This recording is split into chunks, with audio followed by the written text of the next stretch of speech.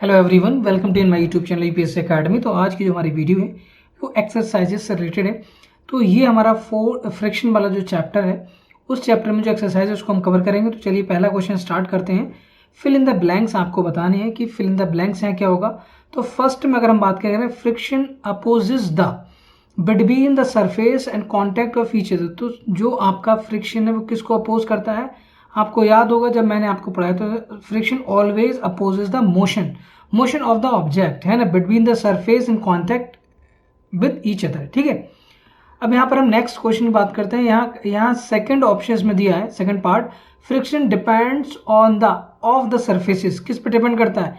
Nature of the surfaces. क्या? Nature of the surfaces पे depend करता है। ठीक है, चलिए अब इसका सी पार्ट है, इसमें क्या कह रहे हैं फ्रिक्शन प्रोड्यूसेस। फ्रिक्शन क्या प्रोड्यूस करता है? फ्रिक्शन जब भी होगा तो हीट प्रोड्यूस करता है, ये मैंने आपको उस समय बताया था।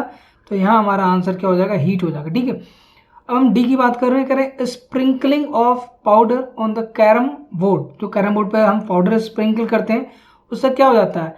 फ्रिक्शन कम हो जाता है, ज़्यादा हो जाता है, ये क्या हो जाता है? तो आप बोल सकते हो रिड्यूसेस फ्रिक्शन। क्या हो जाता है उससे? फ्रिक्शन जो है हमारा रिड्यूस हो जाता है। जब भी हम पाउडर को स्प्रिंकल करेंगे तो उससे हमारा जो फ्रिक्शन है वो रिड्यूस हो जाएगा। करें sliding friction is less than और मोर देन स्टैटिक फ्रिक्शन, ये आपको बताना है। तो sliding friction always less than, तो यहाँ पर दो क्वांटिटी के बीच में कंपेयर किया गया तो हम लेसर लगाएंगे, लेसर देन। ठीक है, लेस नहीं, लेसर देन। ओके, अब ध्यान दें क्वेश्चन नंबर 2। क्वेश्चन नंबर 2 में कह रहे हैं कि 4 children were asked to arrange the force due to rolling, static and sliding forces in decreasing order. Decreasing order का मतलब सबसे बाद में आपको सबसे छोटा लिखना है और सबसे पहले आपको सबसे बड़ा लिखना है। तो सबसे ज़्यादा किसका होता है? सबसे ज़्यादा स्टैटिक का होता है, ये आपको पता है। और उसके बाद आपका किसका होगा? स्लाइडिंग का होगा। स्लाइडिंग के बाद आपका हो जाएगा रोलिंग। ठीक है, तो सबसे बाद में आएगा आपका रोलिंग, तो ये मैच कर लो आप। सबसे पहले स्टैटिक, उसके बाद स्लाइडिंग और उसके बाद आपका होगा रोलिंग। स्टैटिक, स्लाइडिंग, रोलिंग, तो इसका ऑप्शन ये हो जाएगा सी ऑप्शन जो है वो इसका करेक्ट होगा। क्वेश्चन नंबर 3 देखें। 3 में कह रहे हैं कि Alida runs her toy car on dry marble. किस पर? ड्राई मार्बल फ्लोर पर वो उसको रन करा रही है। ठीक है, वेट मार्बल फ्लोर, तो आपको पता होना चाहिए ड्राई से जब भी हम वेट में जाएंगे तो क्या हो जाएगा? यहाँ फ्रिक्शन जो होगा वो क्या हो जाएगा? कम हो जाएगा। ठीक है, करें न्यूज़पेपर एंड टॉल स्प्रेड। तो जैसे जैसे हम इधर जा रहे हैं देखो टावल पे सबसे ज़्यादा फ्रिक्शन लगेगा। The force of friction acting on the car on the different surfaces in increasing order बताना है। तो आपको कुछ नहीं करना है, देखो सबसे पहले आपको जो है वो टावल का लिखना है। किसका लिखेंगे आप सबसे पहले? अच्छा, ऑप्शन दिया है तो सबसे पहले आपका क्या होगा? टॉवल होगा। टॉवल के बाद यहाँ पर आपका आएगा, यहाँ पर क्या करें? इंक्रीजिंग ऑर्डर बोले, सॉरी। तो सबसे पहले जो आएगा वो सबसे कम वाला आएगा, है ना, इंक्रीजिंग ऑर्डर कह रहे हैं ना। तो सबसे पहले आएगा सबसे कम, कौन होगा? Wet marble. ठीक है, वेट मार्बल, और उसके बाद ऐसे करके आप लगाएंगे। ठीक है, इंक्रीजिंग ऑर्डर इस तरह से आप लगाएंगे। ये वाला जो होता है वो अब जब हम लेफ्ट टू राइट जाएंगे तो ये इंक्रीजिंग ऑर्डर में होगा। ठीक है, तो सबसे पहले वेट मार्बल, वेट मार्बल के बाद आपका आ जाएगा ड्राई मार्बल। ठीक है, ड्राई मार्बल, उसके बाद आपका आएगा, तो ड्राई के बाद आएगा आपका न्यूज़पेपर। न्यूज़पेपर के बाद आप लिख सकते हैं न्यूज़पेपर, और उसके बाद आपका है टावल। ठीक है, तो टावल जो आपका है वो सबसे लास्ट में आएगा। तो इसका आंसर क्या हो जाना चाहिए? Wet marble dry. वेट और ड्राई में देखो तो देखो सबसे ज़्यादा टाल का होगा, तो सबसे पहले देखो टाल किस में? देखो ये नहीं है, ये नहीं है और ये नहीं है। तो वैसे भी ऑप्शन जो है वो ए ऑप्शन। सिर्फ आपको सिर्फ इतना पता होता कि टावल जो है वो सबसे ज़्यादा उसमें फ्रिक्शन होगा, आप उससे डायरेक्ट क्वेश्चन ऑप्शन एलिमिनेट करके ए ऑप्शन करेक्टली कर सकते थे। ठीक है, फोर्थ देखें। फोर्थ में करें suppose your writing desk is tilted a little. जो आपकी राइटिंग डेस्क है वो ऐसी नहीं है, वो थोड़ी सी टिल्टेड है, मतलब मान लो वो ऐसी है। ठीक है, हॉरिजेंटल से वो थोड़ी सी टिल्टेड है, ये वाली है ना, ये वाली आपकी है। अब होगा क्या कि a book kept on start sliding. तो इस पर अगर आपने कोई बुक रखी होगी तो क्या होगी? नीचे की तरफ स्लाइड करेगी। Show the direction of the frictional force acting on it. तो आपको फ्रिक्शनल फोर्स की डायरेक्शन यहाँ बतानी है, तो इसके लिए मुझे डायग्राम बनाना पड़ेगा। देखो तो मैं डायग्राम यहाँ आपको बना के दिखा दे रहा हूँ। तो आपका जो है देखो ये आपका हॉरिजेंटल होगा, और मान लेते हैं कि यहाँ पर वो है इस तरह से टिल्टेड है। ठीक है, और ये आप बना लो उसको इस तरह से। ओके, अब मैं यहाँ पर क्या बनाऊंगा? यहाँ पर मैं बुक बना ले रहा हूँ। मान लो कि बुक हमारी जो है, पहले मैं इसको थोड़ा सा 3D डायग्राम में बना लेता हूँ। ठीक है, तो 3D में जब बनाओगे तो कुछ इस तरह का होगा, ये इस तरह का ऐसा होगा आपका, है ना ये। अब यहाँ आप क्या कर रहे हैं, यहाँ पर आप जो हैं वो बुक रखेंगे, तो बुक मैं यहाँ पर कलर चेंज कर लेता हूँ, बुक आप यहाँ रख दो। तो हम मान लेते हैं कि देखो बुक को ऐसे रख दे रहे हैं इस तरह से, और ऐसे इस तरह से, ठीक है। ये आपका नीचे वाला पोर्शन हो गया, और बुक की कुछ ना कुछ हाइट होगी, तो बुक की हाइट ऐसे दिखा दो आप, इस तरह से आपकी बुक की हाइट हो जाएगी। ये आपकी बुक की, एक मिनट, ये इस तरह से आपकी बुक की हाइट हो गई, ये होगी, ठीक है। अब यहाँ पर अगर आपको वो दिखाना है तो दिखा दो, इस तरह से डिज़ाइन बनाना है बुक की, है ना, तो ये आपका बुक होगी। अब ध्यान दें, यहाँ पर जो है इस, अगर हम यहाँ पर बनाए तो ये बुक है, बुक का सेंटर ऑफ मास यहाँ हो जाएगा। अब आपको करना क्या है, इसका जो वेट होगा वो हमेशा यहाँ होगा, इस तरह से नीचे की तरफ लगेगा। ये आप चाहें तो बनाए, नहीं वरना मत बनाए, ठीक है। तो जो स्लाइडिंग, मान लो आप बुक किस, अब बताएं बुक किस साइड मूव करेगी, बुक जो है वो नीचे की तरफ मूव करेगी, इधर नीचे तो स्लाइड कर रही है, तो जो उसका फोर्स लग रहा है ना, जो ये एम जी की वजह से ये नीचे ले आएगी, तो ये आपका इस डायरेक्शन में क्या हो जाएगा, बुक मूविंग, आप यहाँ लिख देंगे book moving downward direction, book moving downward direction, ठीक है।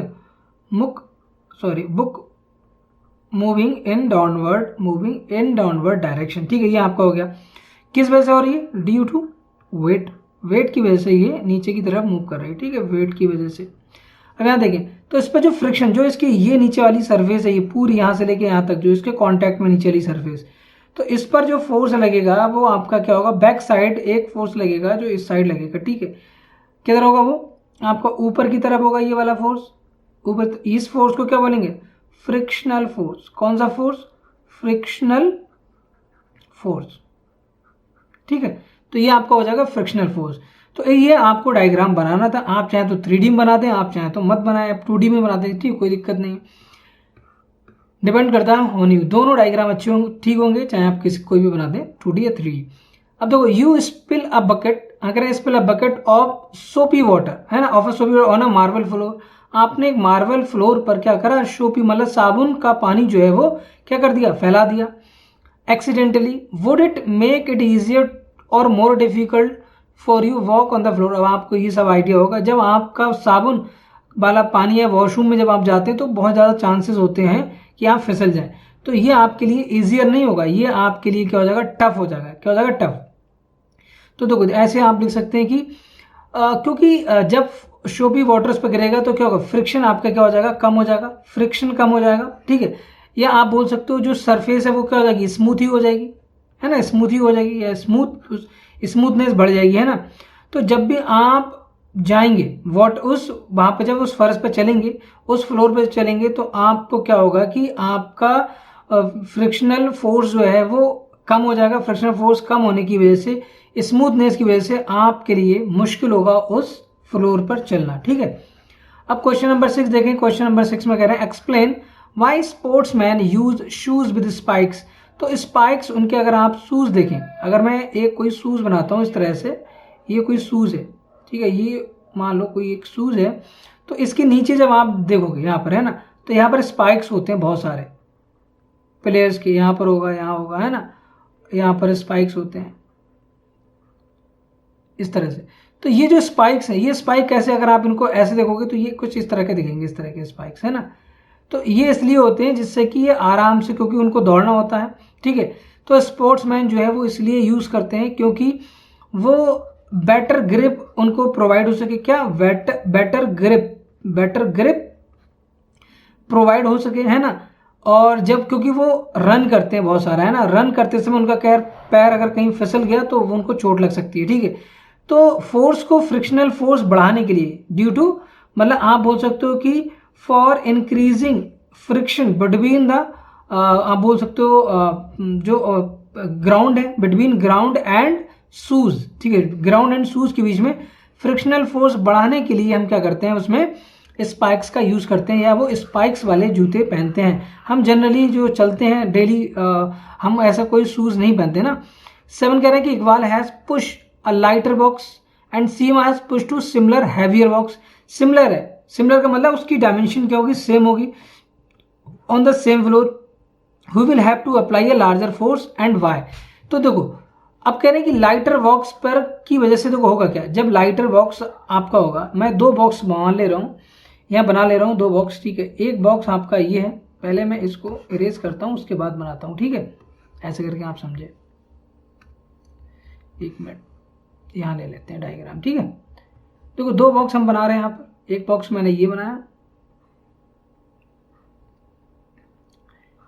एक बॉक्स मेरा ये हो गया, और सिमिलर बॉक्स है ना, मतलब आप इसकी कॉपी कर सकते हैं यहाँ पर। मान लो ये बॉक्स,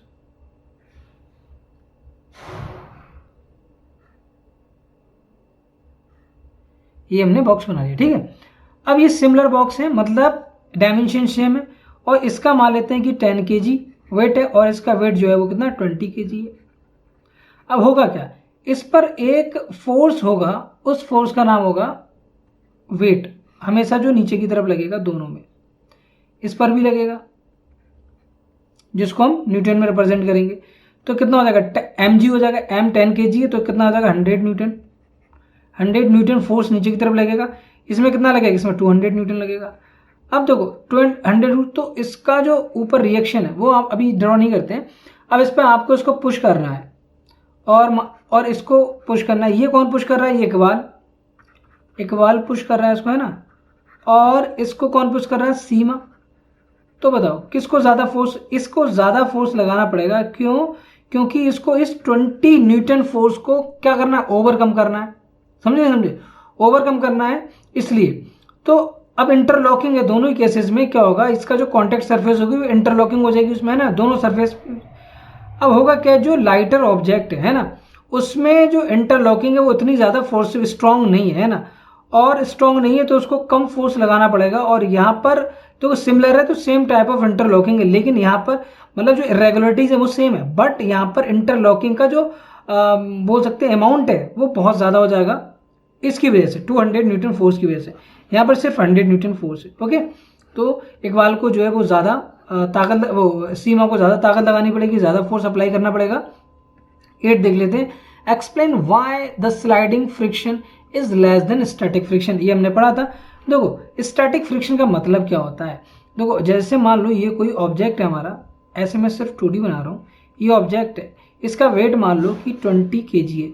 अब इस देखो दोनों फोर्स में समझना कि इस पर मैंने शुरू में लगाया, जैसे मान लो कि इस पर मैंने लगाया 1 न्यूटन फोर्स लगाया, ये मूव नहीं करा, फिर मैंने 2 न्यूटन फोर्स लगाया, ये मूव नहीं करा, 3 न्यूटन फोर्स लगाया, नहीं मूव करा, 4 न्यूटन लगाया, नहीं मूव करा, है ना, फिर 5 न्यूटन लगाया तब भी मूव नहीं करा।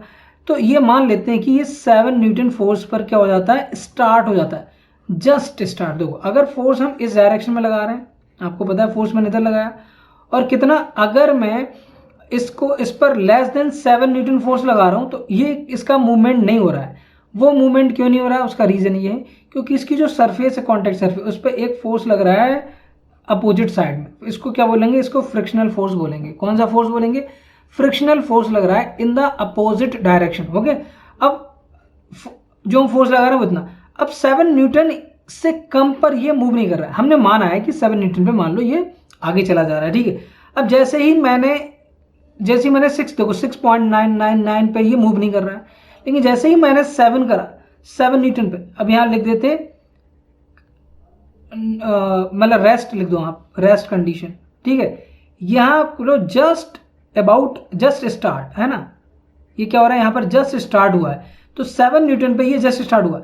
तो जो ये फोर्स है जो जस्ट स्टार्ट करने के लिए ज़रूरी है वो कितना है, आपका 7 न्यूटन है। और उसको हम क्या बोलेंगे, इसी फोर्स, इस फ्रिक्शनल फोर्स, इस 7 न्यूटन की वजह से जो ये फोर्स लगा, इस फोर्स को हम बोलते हैं स्टैटिक फ्रिक्शन। कौन सा बोलते हैं, स्टैटिक फ्रिक्शन बोलेंगे इसको। अब देखें, अब यहाँ पर अगर हम आगे बढ़े, है ना, तो अभी अगर मूविंग कंडीशन में, किसमें, ये मूविंग कंडीशन, अगर ये मूविंग कंडीशन में है, तो अगर मूविंग कंडीशन में है तो मूविंग कंडीशन जब है ऑलरेडी, अब हम इसको फोर्स लगाएं, ये ऑलरेडी मूव कर रहा है, क्या कर रहा है, ये मूविंग कंडीशन में। अब हम अगर यहाँ पर फोर्स लगाएंगे तो हमें 7 न्यूटन लगाने की जरूरत नहीं, हमें कम फोर्स लगाने पर भी हमारा काम हो जाएगा। तो जो मूविंग की कंडीशन में जो फोर्स लग रहा है अपोजिट डायरेक्शन में, वो हमारा होता है, देखो ये स्टैटिक फोर्स था और ये हमारा स्लाइडिंग फोर्स कहलाता है, स्लाइडिंग फ्रिक्शनल फोर्स। ठीक है, स्लाइडिंग फ्रिक्शन बोल सकते हो आप इसको, क्या बोल सकते हो, स्लाइडिंग फ्रिक्शन। तो यहाँ पर स्टैटिक फोर्स की वैल्यू हमेशा, क्योंकि वो इंटरलॉकिंग है, इंटरलॉकिंग को आपको ओवरकम करना है। अब यहाँ पर क्या होगा, इस मूविंग कंडीशन में इंटरलॉकिंग नहीं होगी। अब इंटरलॉकिंग नहीं होगी तो आपको क्या करना है, कम फोर्स में काम चल जाएगा।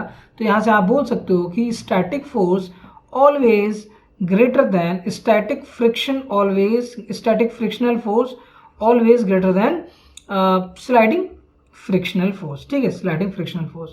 अब हम नेक्स्ट देख लेते हैं यहाँ पर 9। ठीक है, तो 9 को करते हैं। 9 हमारा कह रहा है यहाँ पर, कह रहे हैं कि give examples to show the friction is both a friend and foe. तो फ्रिक्शन हमारा फ्रेंड भी और फो भी है। आपने पढ़ा था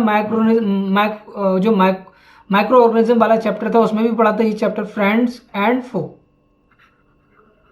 तो फ्रेंड का मतलब हो जाएगा जो हमारे लिए बेनिफिशियल है, मतलब एडवांटेज की बात करेंगे हम यहाँ पर। ठीक है, कि फ्रिक्शन फोर्स के एडवांटेज क्या है। और फो का मतलब जो थोड़ा सा हमारे लिए नुकसानदायक है ना।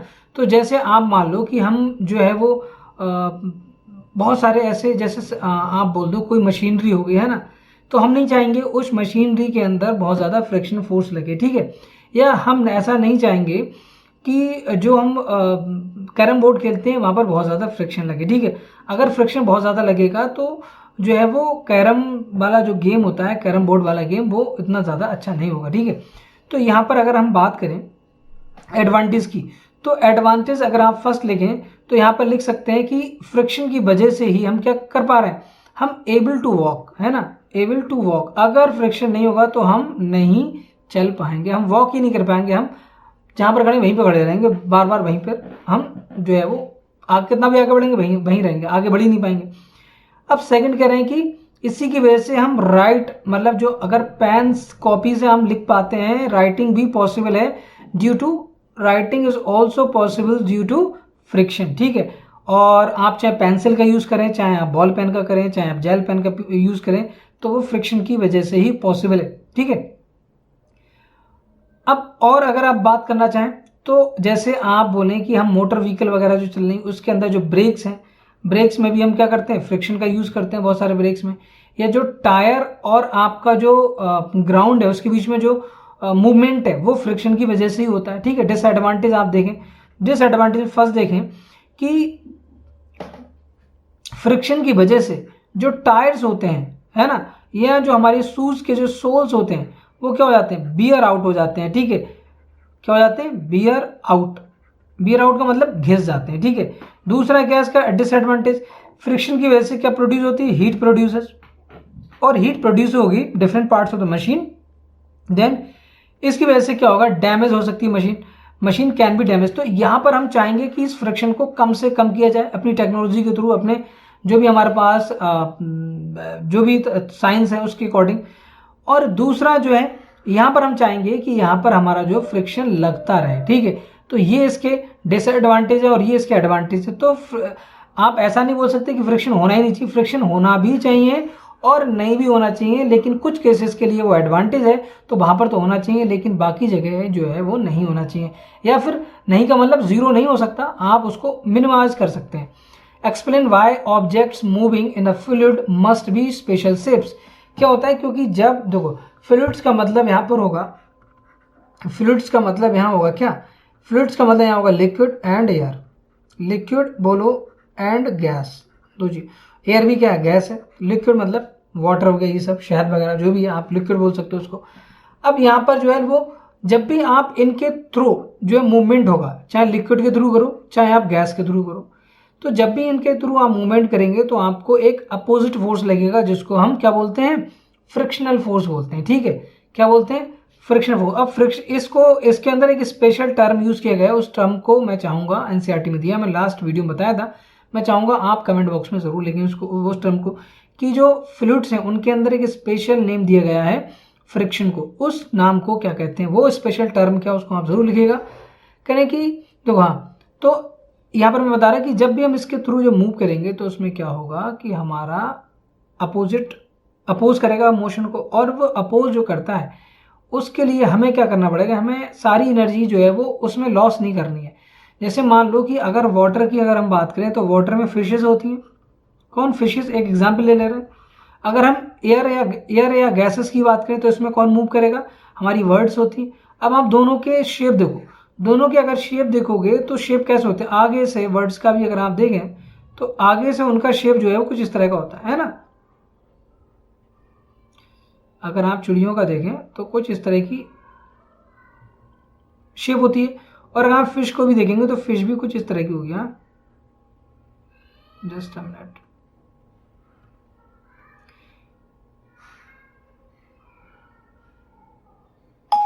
फिशेस जो होंगी आपकी